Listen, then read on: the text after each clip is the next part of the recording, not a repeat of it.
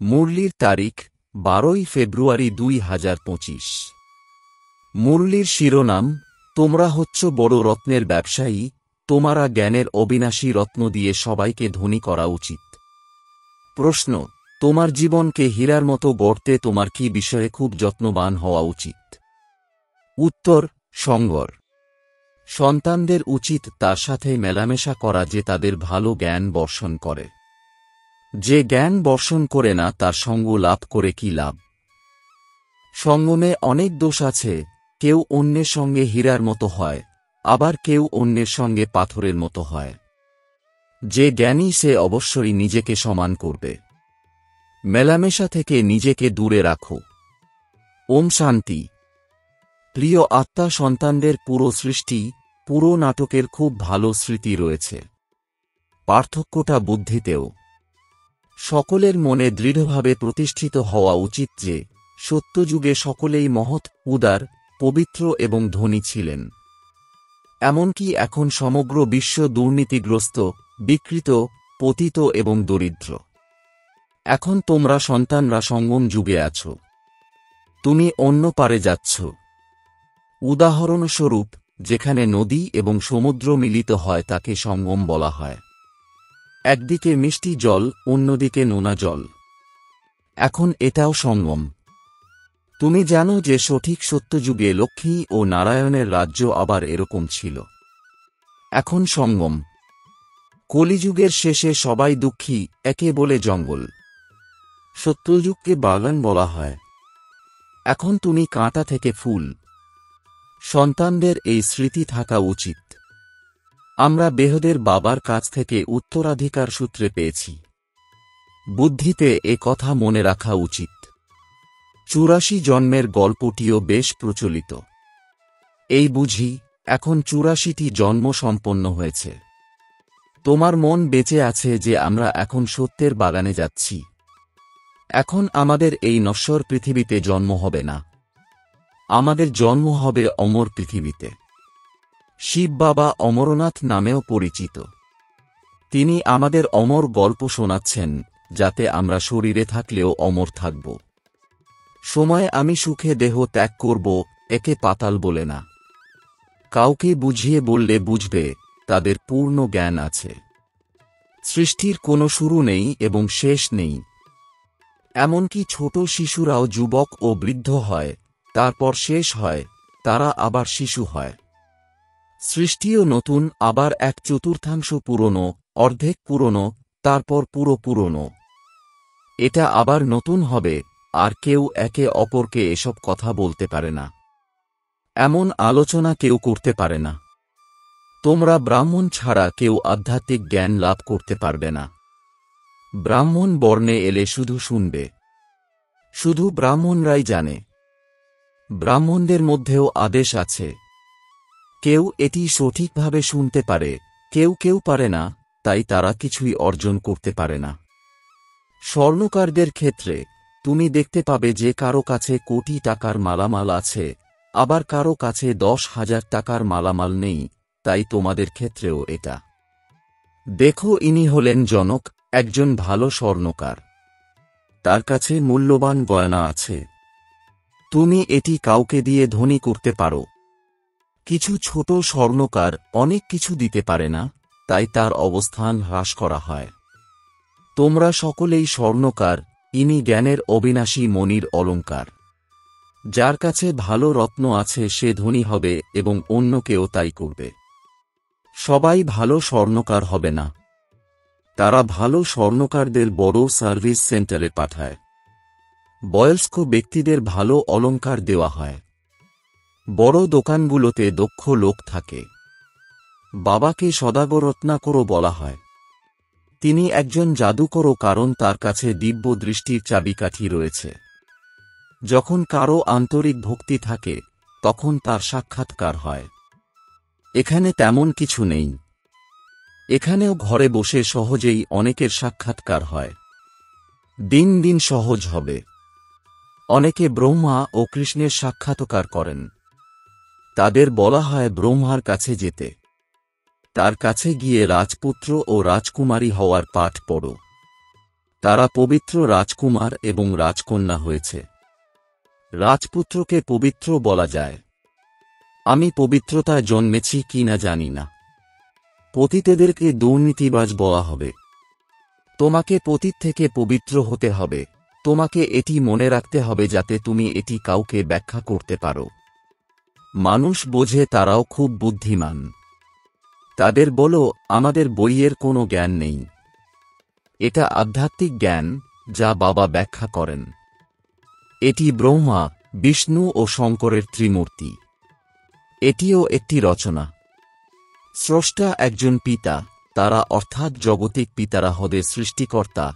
ইনি বেহদের পিতা, বেহদের সৃষ্টিকর্তা। আমার বাবা বসে পড়ান, তাকে পরিশ্রম করতে হয়। বাবাই সম্পূর্ণ করেন। তুমি ঈশ্বরের এবং পিতা তোমাকে পবিত্র করেন। যদি কেউ অপবিত্র হয় তবে এটা পরিবারের জন্য কলঙ্ক নিয়ে আসে। বাবা সব জানেন। তখন ধর্মরাজের দ্বারা তাকে কঠোর শাস্তি দেবেন। পিতার সাথে ধর্মরাজও আছেন। ধর্মরাজের দায়িত্ব এখন পূর্ণ হয়। সত্যযুগে কেউ থাকবে না। আবার শুরু হয় দ্বাপর থেকে। পিতা বসে কর্ম, অকর্ম ও বিকর্মের গতিবিধি ব্যাখ্যা করেন। এটা বলা যায় না যে তিনি তার আগের জীবনে এমন কিছু করেছেন যার জন্য তিনি কষ্ট পাচ্ছেন। সত্যযুগে এ কথা বলা হবে না। খারাপ কাজের কোনো নাম নিশান নেই। এখানেও ভালো মন্দ দুটোই আছে। সুখ দুঃখ দুটোই আছে। কিন্তু সুখ বিরল, দুঃখের নাম নেই।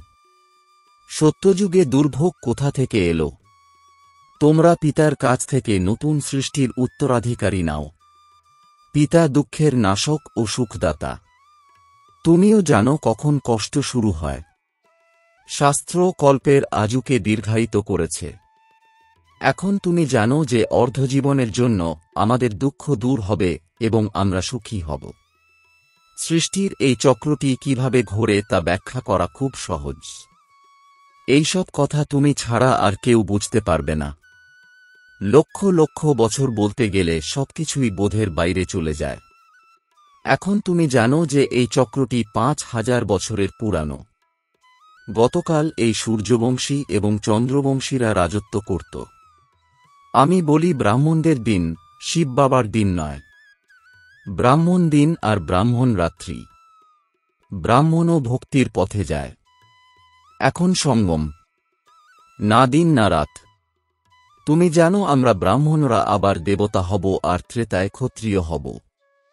এটা স্মৃতিতে দৃঢ় করে নাও। এসব কথা আর কেউ জানে না। তারা বলবে, এই হিসাব কোথায় পেলে? কেউ জানে না এই চিরন্তন নাটক রচিত হয়ে আছে। তোমরা সন্তানদের বুদ্ধিতে আছে অধা কল্প, সত্যযুগ, ত্রেতা যুগ, আবার ভক্তি শুরু হয় অর্ধেক থেকে। এটি ছিল ত্রেতা ও দাপরের সঙ্গমস্থল। এই শাস্ত্রগুলিও দাপরে ধীরে ধীরে লেখা হয়েছিল। ভক্তি পথের উপকরণ অনেক লম্বা। যেন গাছটা কত লম্বা। এর বীজ বাবা। এটি উল্টানো গাছ। প্রথমত, দেবদেবীদের আদি সনাতন ধর্ম আছে। বাবা যা শোনেন এসব একেবারে নতুন। দেবদেবীদের এই ধর্মের প্রতিষ্ঠাতাকে কেউ জানে না। শ্রীকৃষ্ণ শিশু। বাবাই জ্ঞানের কথা বলেন। তাই তারা তার পিতাকে উড়িয়ে দিয়ে পুত্রের নাম বসিয়ে দেয়। এতে কৃষ্ণের চরিত্র দেখানো হয়েছে। পিতা বলেন, লীলা কোনো শ্রীকৃষ্ণের নয়। তারাও গান করে, হে প্রভু, তোমার কাজ অতুলনীয়। লীলা একজনের। শিব বাবার মহিমা একেবারেই আলাদা। তিনিও সর্বদা পবিত্র, কিন্তু তিনি পবিত্র দেহে আসতে পারেন না। তারা তাকে আসতে এবং পতিত সৃষ্টিকে পবিত্র করার জন্য আহ্বান জানান। তাই বাবা বলেন, আমাকেও পতিত সৃষ্টিতে আসতে হবে। বহু জন্মের পর প্রবেশ করি। তাই বাবা বলেন, মূল কথা হল আলফ, অর্থাৎ বাবাকে মনে রাখা, বাকিটা সব বিস্তার। তাও সবাই সহ্য করতে পারে না। যারা এটি ধরে রাখতে পারে তাদের আমি এটি ব্যাখ্যা করি। বাকিটা বলি, মন্মনা ভব। সবার বুদ্ধি তো মানুষারেই হয়। কিছু মেঘে অনেক বৃষ্টিপাত করে, কিছু সামান্য বৃষ্টি দিয়ে চলে যায়। তোমরা মেঘ তাই না? কিছু আছে কিছুতেই বৃষ্টি করে না। জ্ঞান ধরে রাখার শক্তি নেই। মাম্মা বাবা ভালো মেঘ। বাচ্চাদের উচিতও তাদের সাথে সঙ্গ রাখা যারা ভালোভাবে খরণ করে। যারা বৃষ্টি করে না তাদের সাথে মেলামেশা করে কি লাভ? মেলামেশার অনেক দোষ আছে। কেউ কারো কাছে হীরার মতো হয়ে যায়, আবার কারো কাছে পাথর হয়ে যায়। যারা ভালো তাদেরই ধরা উচিত। যে জ্ঞানী সে একটি ফুলকে নিজের সমান করবে। সত্য পিতার দ্বারা যারা জ্ঞানী ও যোগী হয়েছে তাদের সাথে মেলামেশা করা উচিত। ভাববে না আমি কারো লেজ ধরে পার হয়ে যাব। এমনটাই বলছে অনেকে, কিন্তু এখানে তা নয়। বিদ্যার্থী জানে কারো ঘাট চেপে ছাত্র পাশ করবে। পড়তে হবে তাই না? বাবাও এসে জ্ঞান দেন। এই সময় তিনি জানেন যে আমি আলোকিত করা উচিত। ভক্তির পথে সে মনে করে না যে আমি গিয়ে জ্ঞান দেব। এসবই সাজানো হয়েছে নাটকে। বাবা কিছু করেন না। দিব্যদর্শন পাওয়ার নাটকে ভূমিকা থাকলে সাক্ষাৎকার হয়। বাবা বলেন, এটা এমন নয় যে আমি বসে বসে সাক্ষাৎকার করাই। এটি নাটকে নির্ধারিত হয়। কেউ যদি দেবীর সাথে দেখা করতে চায় তবে সে তা করবে না। তারা বলে, হে ঈশ্বর, আমাকে আপনার সাথে দেখা করতে দিন। বাবা বলেন, নাটকে শিডিউল হলেই হবে। আমিও নাটকে বাঁধা। বাবা বলেন, আমি ইতিমধ্যেই এই সৃষ্টিতে এসেছি। ব্রহ্মার মুখ দ্বারা শুনি, চোখ দ্বারা দেখি তোমায়। এই দেহের অস্তিত্বই না থাকলে আমি কি করে দেখব? আমাকে পতিত সৃষ্টি পর্যন্ত আসতে হবে। তারা আমাকে স্বর্গে ডাকে না, তারা আমাকে সঙ্গমে ডাকে। সঙ্গমে এসে দেহ গ্রহণ করলেই তোমাদের দেখি। নিরাকার রূপেও কিছু দেখতে পাই না। কর্ম ইন্দ্রিয় ছাড়া আত্মা কিছুই করতে পারে না। বাবা বলেন, দেখব কি করে, শরীর ছাড়া নড়ব কি করে? ভগবান সব দেখেন এবং সবকিছু করেন, এই কথা বলা অন্ধবিশ্বাস। আপনি এটা কিভাবে দেখেন? তুমি তখনই দেখতে পারবে যখন আপনার কর্মেন্দ্রিয় পাবে। বাবা বলেন, ভালো বা মন্দ সবাই নাটক অনুযায়ী করে। নির্ধারণ করা আছে।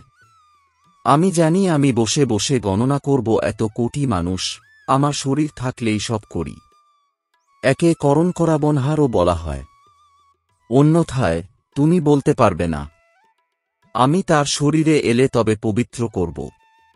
আত্মা উপরে কি করবে? শরীরের দ্বারাই ভূমিকা পালন করবে তাই না? আমিও এখানে এসে একটা ভূমিকা পালন করি। সত্যযুগে আমার কোনো ভূমিকা নেই। ভূমিকা ছাড়া কেউ কিছু করতে পারে না। শরীর ছাড়া আত্মা কিছুই করতে পারে না। আত্মাকে আহ্বান করা হয় এবং এটি দেহে এসে কথা বলে। কর্মের ইন্দ্রিয় ছাড়া মানুষ কিছুই করতে পারে না। এটি বিস্তারিতভাবে দেওয়া ব্যাখ্যা। মুখ্য কথা হল পিতা এবং উত্তরাধিকারকে স্মরণ করা। দেহদের পিতা কত মহান, উত্তরাধিকার কবে পাবে তা কেউ জানে না। তারা বলে এসো দুঃখ দূর করো, সুখ দাও, কিন্তু কবে? এটা কেউ জানে না। তোমরা বাচ্চারা এখন নতুন নতুন কথা শুনছ। তুমি জানো আমরা অমর অমর পৃথিবীতে যাচ্ছি। তুমি কতবার অমর পৃথিবীতে গেছ? বহুবার। এটা কখনো শেষ হয় না। অনেকে বলে, মোক্ষ পেতে পারিস না।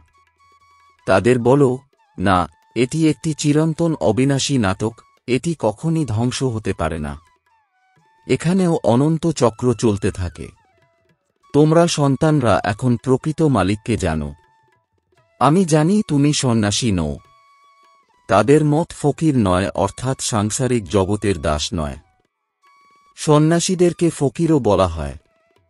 তোমরা রাজঋষি হও, ঋষিদের সন্ন্যাসী বলা হয়।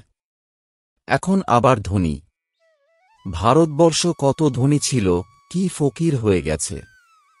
অসীমের বাবা এসে উত্তরাধিকার সূত্রে অসীমের কাছে আসেন।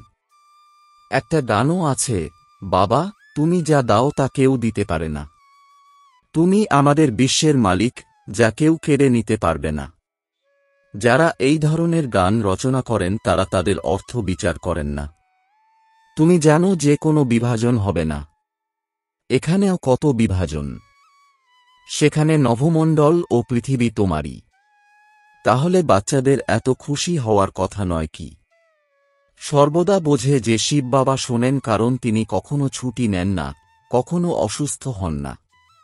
শিব বাবাকে স্মরণ করা উচিত। তাকে বলা হয় নির্হংকারী। আমি এই করি, ওটা করি, এই অভিমান যেন না আসে। সেবা করাও কর্তব্য, আর এ ব্যাপারে অহংকার করা উচিত নয়। যখন অহংকার এসেছিল, তুমি অপমানিত হয়েছিলে।